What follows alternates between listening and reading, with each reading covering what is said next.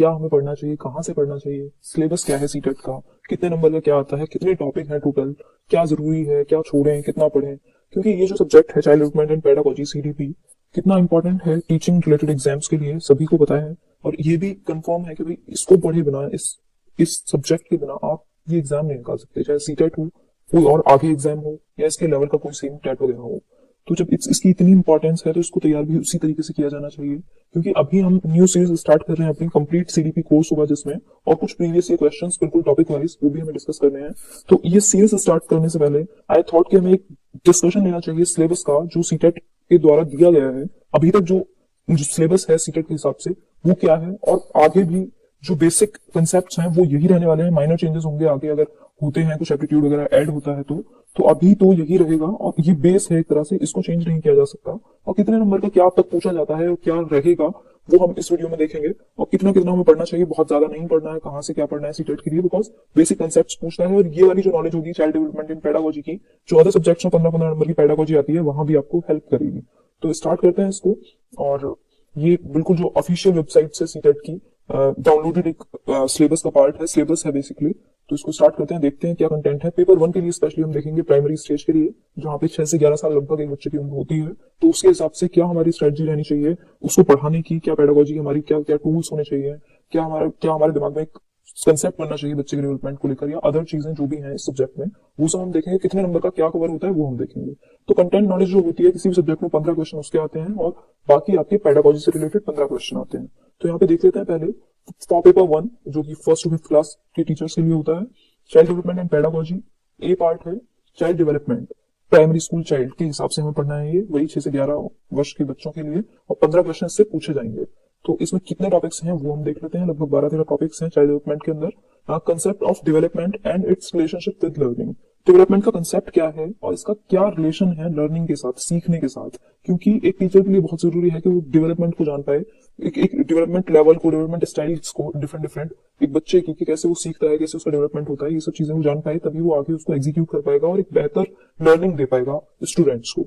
तो ये टॉपिक है अपने आप में, concept of development and it's relationship with learning.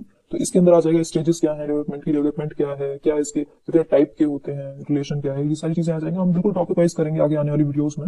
और नेक्स्ट है principles of the development of children, क्या प्रिंसिपल होते हैं डेवलपमेंट के, कुछ प्रिंसिपल्स होते हैं जिन पर, जो सभी के लिए लगभग एक एक हमने बनाए हुए हैं पैटर्न, कि ये सभी को इस तरह से ये वाले आपके प्रिंसिपल होंगे डेवलपमेंट के लिए। Like principle of uniformity, principle of inter relation, principle of predictability, इस तरह के बहुत सारे 12-13 प्रिंसिपल जनरली हम यूज करते हैं। तो वो पढ़ेंगे हम आने वाले वीडियोस में। Influence of heredity and environment, heredity का, आनुवंशिकता का, और एनवायरमेंट का, वातावरण का क्या प्रभाव पड़ता है डेवलपमेंट पर एक बच्चे के, तो वो हम पढ़ेंगे। Socialization processes, social world and children, teacher, parents, peers. तो सोशलाइजेशन प्रोसेसेस क्या है, एक बच्चे की को सोशलाइज करने की क्या क्या प्रोसेस है, टीचर्स से, पेरेंट्स से, पीयर्स की कॉन्टेक्ट से, ये सारी चीजें सोशलाइजेशन उसका होता है। तो इसके अंदर भी ये टॉपिक भी हम पढ़ेंगे। पियाजे, Kohlberg and Vygotsky, construct and critical perspectives. तो पियाजे, कोलबर्ग और वाइगोस्की के जो पर्सपेक्टिव हैं डेवलपमेंट पर, या जो उन्होंने थ्योरीज अपनी दी थी, वो सब चीजें हम डिस्कस करेंगे। Concept of child centred and progressive education, जो कंसेप्ट है एक चाइल्ड सेंटर्ड और प्रोग्रेसिव एजुकेशन का, जो जॉन डुई ने बेसिकली दिया था, और भी कुछ इसमें हमारे फिलोसफर्स हैं, तो उनको हम इसमें पढ़ेंगे। Critical perspectives of the concept of intelligence, तो इंटेलिजेंस का हम कुछ पार्ट इसके अंदर पढ़ते हैं। और मल्टी डायमेंशनल इंटेलिजेंस, कितने टाइप की इंटेलिजेंस है, किस किस ने इंटेलिजेंस के ऊपर बात की है, कुछ थ्योरीज हैं, वो सब हम इसके अंदर डिस्कस कर लेंगे। लैंग्वेज एंड थॉट, अब लैंग्वेज क्या है, थॉट क्या है, दोनों एक दूसरे से कैसे रिलेटेड है, कौन पहले आया, लैंग्वेज के बिना थॉट संभव है कि नहीं, ये सारी चीजें हम इसके अंदर पढ़ेंगे इस टॉपिक के अंदर आगे। Gender as a social construct, gender roles, gender bias and educational practice, दो चीजें होती हैं, जेंडर और सेक्स। तो जेंडर जो है एक सोशल कंस्ट्रक्ट है, सोसाइटी के द्वारा बनाया गया है, और सेक्स जो है एक बायोलॉजिकल कंस्ट्रक्ट है। तो हम यहाँ पर सिर्फ जेंडर पढ़ेंगे, कैसे एक सोशल कंस्ट्रक्ट है, क्या रूल्स होते हैं जेंडर रूल्स, और कैसे बायसनेस आती है, या क्या हमारे एजुकेशन में किस तरह से हम इसको इस्तेमाल कर सकते हैं, कैसे हम जो गलत चीजें हैं उनको निकाल सकते हैं, ये हम पढ़ेंगे। Individual differences among learners, understanding differences based on diversity of language, caste, gender, community, region etcetera.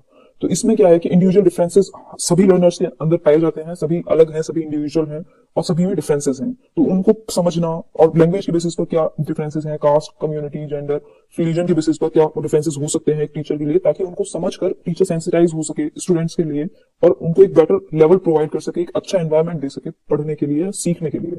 Distinction between assessment for learning and assessment of learning.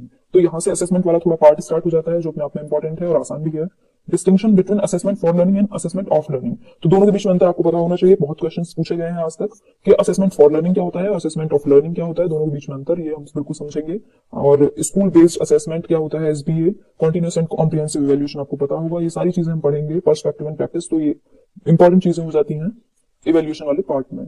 Formulating appropriate questions for assessing readiness levels of learners, for enhancing learning and critical thinking in the classroom, and for assessing learner achievement. उसकी achievement को कैसे हम assess करेंगे, क्या क्या appropriate questions formulate कैसे करते हैं, ये सारी चीजें हम पढ़ेंगे आगे। अब बी पार्ट स्टार्ट हो जाता है। ये ए पार्ट था जो कि था चाइल्ड डेवलपमेंट के 15 क्वेश्चन यहाँ से बनते हैं और 15 क्वेश्चन बचे हुए होते हैं, जिसमें से अभी भी जो बी पार्ट है, concept of inclusive education and understanding children with special needs. तो यहाँ पर क्या है चाइल्ड डेवलपमेंट एंड पेडागोजी में कि 15 नंबर का आपका मतलब 10 नंबर का आपका चाइल्ड डेवलपमेंट, उसके अंदर फिर 5 नंबर का इंक्लूसिव एजुकेशन आ जाएगा, जो एक चाइल्ड डेवलपमेंट का पार्ट ही कह सकते हैं एक तरह से। तो अब यहाँ पर हम देखेंगे इंक्लूसिव एजुकेशन, समावेशी शिक्षा क्या है, स्पेशल नीड वाले चिल्ड्रन क्या है, स्पेशली एबल्ड चिल्ड्रन क्या है। 5 क्वेश्चन इससे बन जाते हैं 5 नंबर के। तो एक इंपॉर्टेंट टॉपिक है और जरूरी है टीचर को जानना। Addressing learners from diverse backgrounds including disadvantaged and डेप्राइव्ड।